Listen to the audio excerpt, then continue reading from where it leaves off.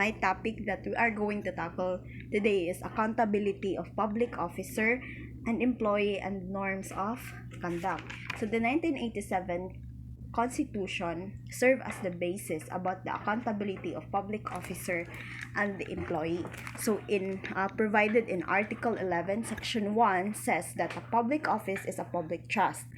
Public officer and employee must be uh, all times be accountable to the people. They will serve them with utmost responsibility, integrity, loyalty, and efficiency, act with patriotism and justice, and lead a modest life. So, accountable means willingness to accept responsibilities of our own action.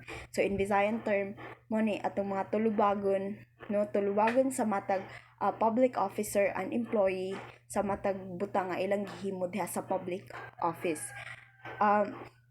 Because a public officer, no, and employee, everything they do, they spend tanan nga ilang gigasto, gibuhat, gi-implement nga nga mga butang diha sulod sa public office.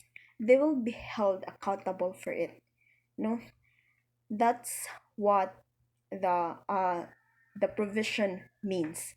So let's proceed to the norms of conduct. So conduct that a public officer and public employee possess or must or shall possess. So first is commitment to the public. So if you are a public employee or a public officer, no, you have a sworn duty or oath that you will uphold public interest over your personal interest. So if you are a public officer or an employee, you must set aside your personal interest and ipatigbabaw nimo ang public interest or insay kagustuhan sa katibukan. Not just you will implement or not just you will do this service because maka-benefit ka ana, no?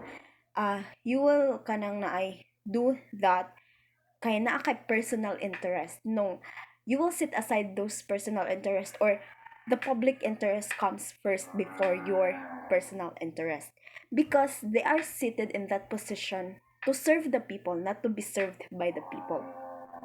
And for example, no, of commitment to the public about the honesty usage of government resources for the office purposes. So, mugamit kang resources o public official ka or public ka nga empleyado, mugamit kang resources sa gobyerno pero sa office purposes, and that kanang na usage will benefit the public. Next, to commitment to the public is professionalism. Example in ordinary scenario or in a private industry. So, they will make a decision or they will, serve or do a service in a competent manner as well as in a public office. So, because you will serve the people, you will serve the people, and then that decision, that service is makabenefit ang public. So, you must do your duty in competent manner. So, you will think the pros and cons, na you will study o insa ni nga decision nga inyong paghahimuon diha sa public office. So, next is justness and sincerity.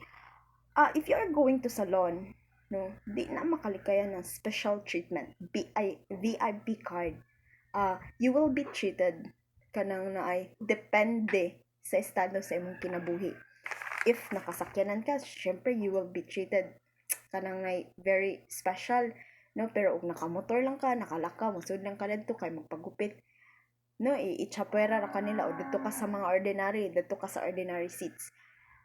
But unlike sa public office or a public officer and employee will not do that, no? A public officer and employee must treat everyone justly and fairly. So imuha silang itrato regardless of the status that they have.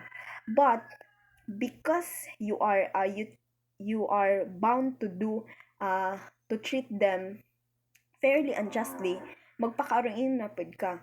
No, you will treat them sincerely pud. Justness and sincerity. You treat them with sincerity. Kanang, og maayo ka, kanang og imuha silang i-treat og maayo, di kay imo silang i-treat og maayo because it's my duty, it's my responsibility. You treat them with sincerity para ma-feel nila nga welcome sila, gi-accommodate sila with sincerity.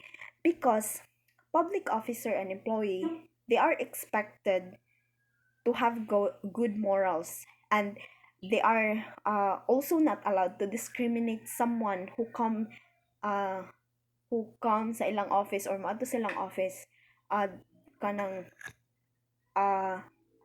mo ilahang i-discriminate ang tao nga modong sa ilang office because of their wealth or status of their life.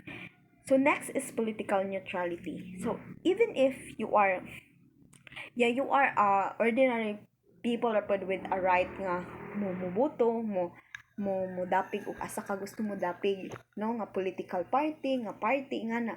But you must always remember nga you stay in the middle. Bisan pa og ani kaning dapig kanang naay anhi imuhang tuuhan nga mo ni makapa-change sa kanang inyuhang nasod. But if you are a public officer or employee, you must stay in the middle, you must stay neutral to everyone. Bisan pa og naay musud sa inyong office, and because kontra partido na, you will kanang imuha siyang i-mistreat, imong i-discriminate kay lahi siya og gituuhan. No, if you are a public officer and employee, you must political neutral. So, dili ka partisan.